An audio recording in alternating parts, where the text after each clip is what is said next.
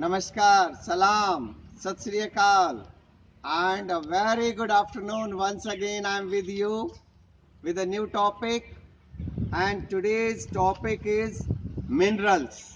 Yes, we shall talk about minerals. लेकिन हम mineral से पहले बात करेंगे कि आजकल का जो इंडस्ट्रियल डेवलपमेंट है, जो लिविंग स्टैंडर्ड है for any country, it depends on the industrial development. It depends on the industrial development depends on the resources, the natural resources. That means natural resources जिस कंट्री में सबसे ज्यादा होंगी वो उतना ही डेवलप्ड कंट्रीज की श्रेणी में वो देश जल्दी आ सकता है। खुशकिस्मत ये है कि हमारे देश में भी काफी प्रचुरता है नेचुरल रिसोर्सेज की। हम मिनरल्स के बारे में आज डिटेल में बात करेंगे। तो आइए सबसे पहले मिनरल्स की डेफिनेशन क्या है। देखिए, मिनरल्स की डेफिनेशन निश्चित रूप से मिनरल्स की जब हम बात करेंगे, बाय डेफिनेशन ये वो नेचुरली अकरिंग सब्सटेंसेस हैं, ये वे होमोजेनियस सब्सटेंसेस हैं जिनका एक स्ट्रक्चर है, एक निश्चित केमिकल स्ट्रक्चर है, क्रिस्टल स्ट्रक्चर है, और it may vary to some extent but it can not vary to a very different level. कहने का मतलब ये है कि डायमंड का स्ट्रक्चर कहीं भी मिले वो लगभग एक जैसा सा ही होगा। आयरन ओर का स्ट्रक्चर कहीं भी मिले वो लगभग एक जैसा सा ही होगा, हालांकि it may vary to some extent. इनमें मोस्टली हम इनऑर्गेनिक सब्सटेंसेस को ही शामिल करते हैं। इस तरह से naturally occurring substances, inorganic substances जो क्रिस्टल स्ट्रक्चर हो और एक डेफिनिट स्ट्रक्चर हो, then we call them minerals. Minerals की 4 फीचर्स होना बहुत जरूरी है। Number 1, minerals are found in nature, that is number 1.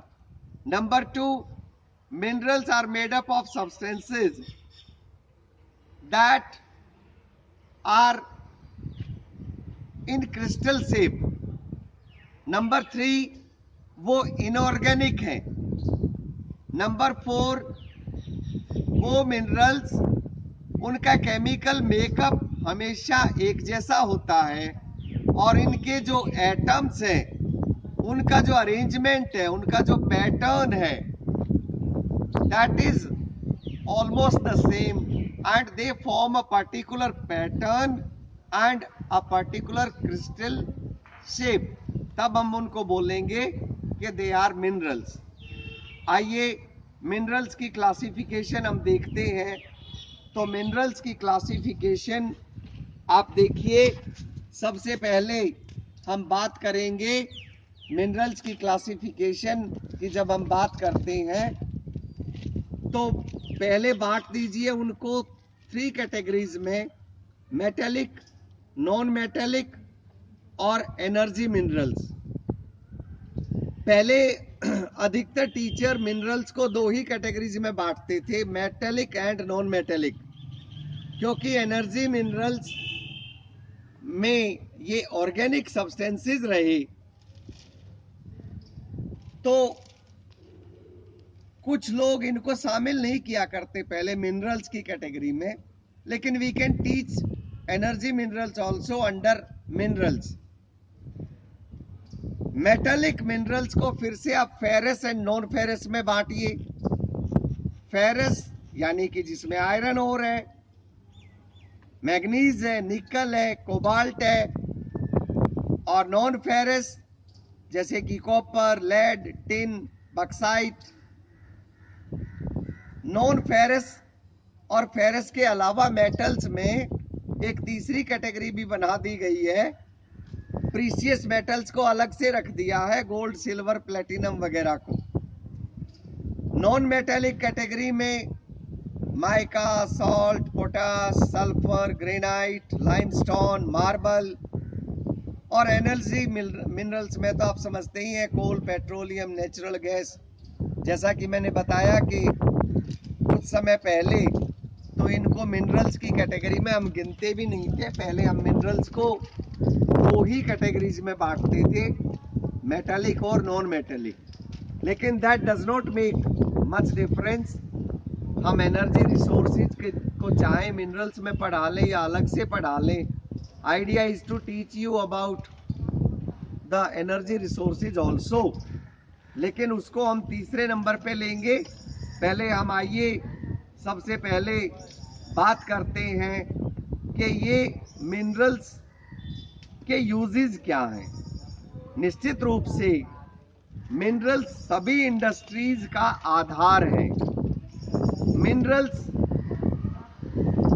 अपनी जो एलिमेंट फॉर्म में मिलते हैं, उसके अलावा हम इनको डिफरेंट को मिला करके और बहुत सारे न्यू अलॉयज बनाते हैं, नए अलॉयज बना करके।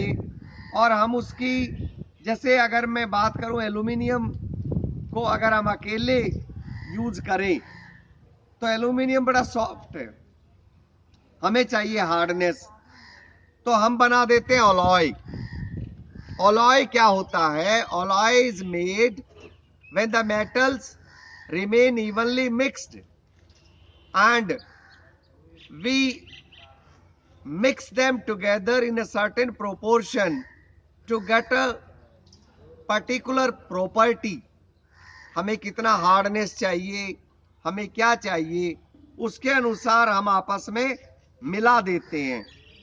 ग्रेफाइट आपको पता है पेंसिल का लेड में भी काम आता है। ग्रेफाइट्स के तो बहुत सारे दूसरे यूजेस भी हैं।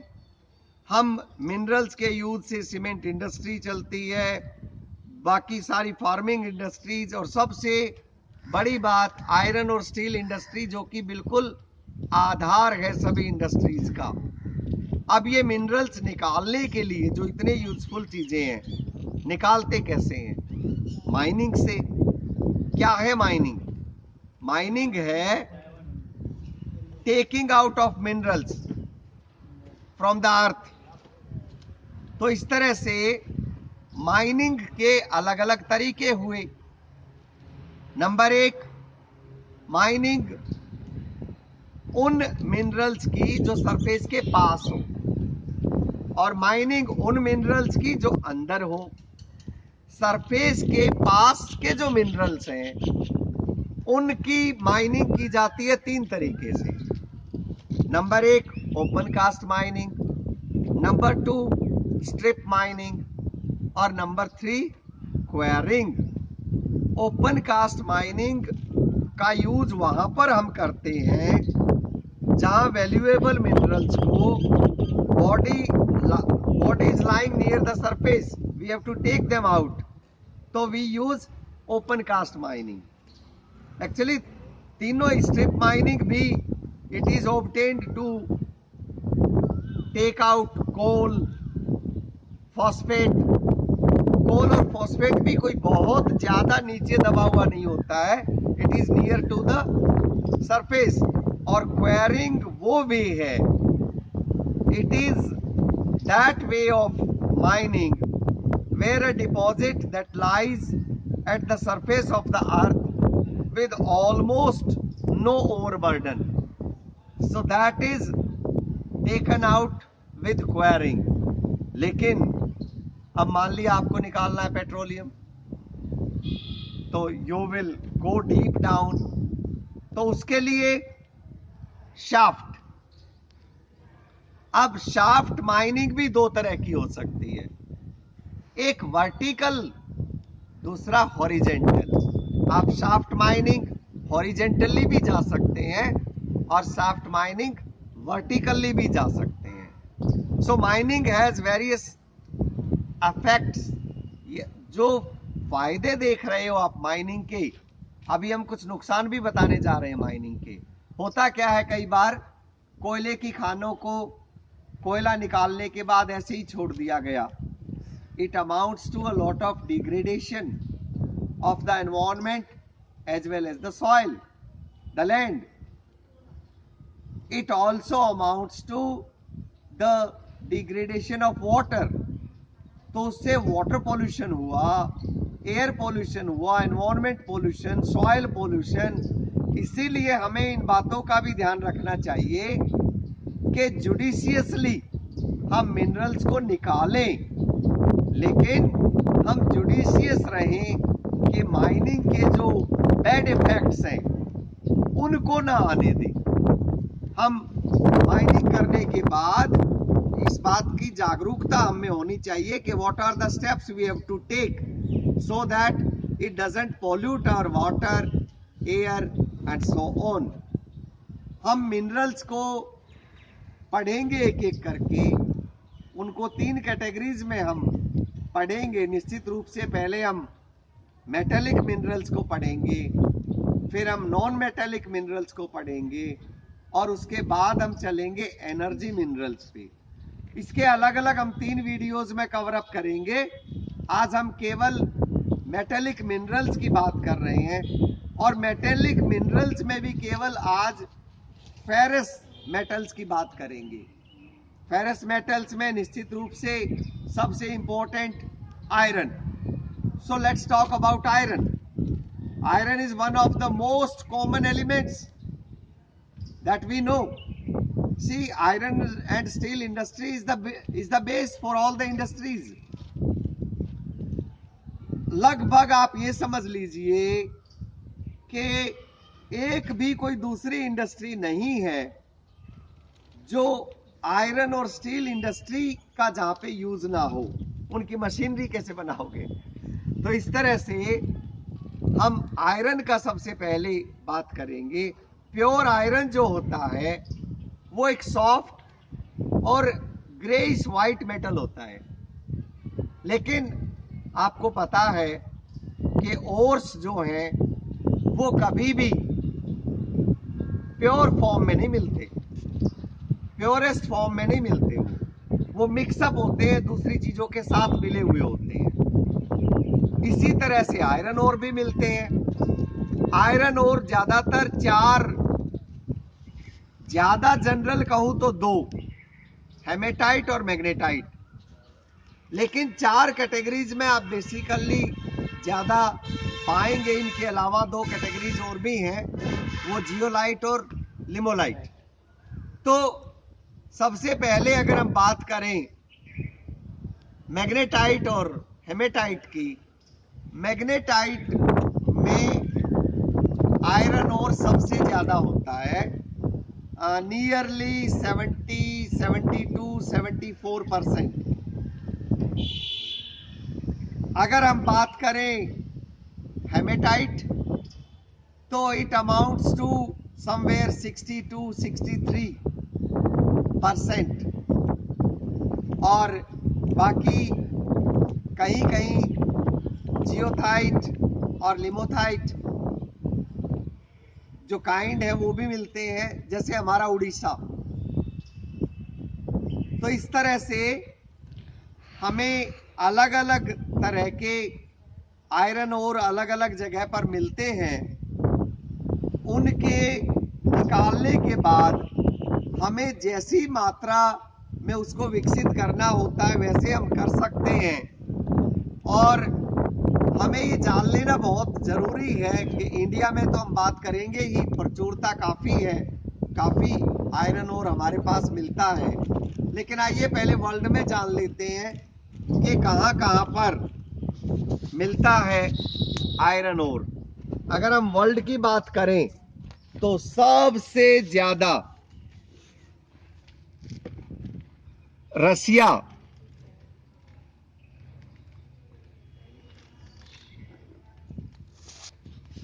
जापान, अमेरिका और ब्राजील, इनके अलावा यूरोप के भी कई देश हैं, जर्मनी है, यूक्रेन है, कई देश हैं यूरोप में भी जहां, और अमेरिका में हमने एक और इम्पोर्टेंट देश छोड़ दिया, मैक्सिको। मैक्सिको में भी आयरन मिलता है। इसके अलावा ऑस्ट्रेलिया और कनाडा में भी कुछ। इसके अलावा हमारा इंडिया, हमारे इंडिया की ये जो बेल्ट है, ये जो 4-5 स्टेट्स हैं, उड़ीसा है, झारखंड है, छत्तीसगढ़ है, और इसके अलावा इधर कर्नाटक बेल्ट और थोड़ा सा गोवा में भी। मैं आइए इंडिया के मैप में आपको दिखाने के लिए बड़ा करके यहाँ दिखा देते हैं।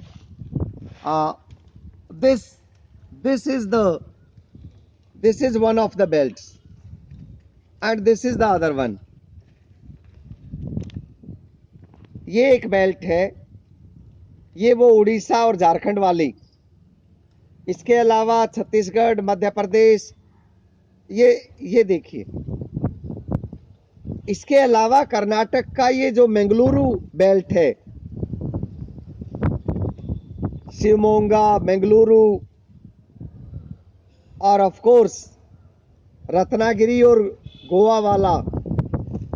सो these are the areas where we are quite rich. We get a lot of iron ores and we have iron industries, iron and steel industries here.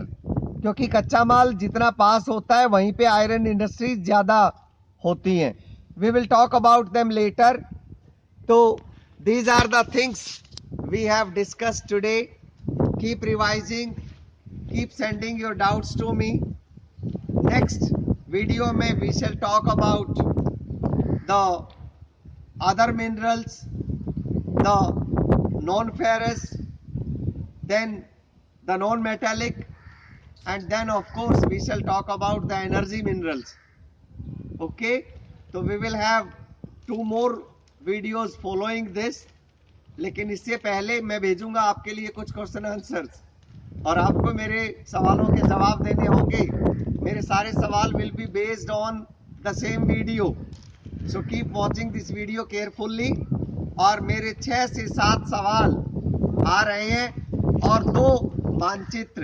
You will be required to fill up 2 maps, world map and of course the map of India. You will have to locate the places where we get iron ore. Thanks for joining. Please keep revising. I shall come back to you. Thank you.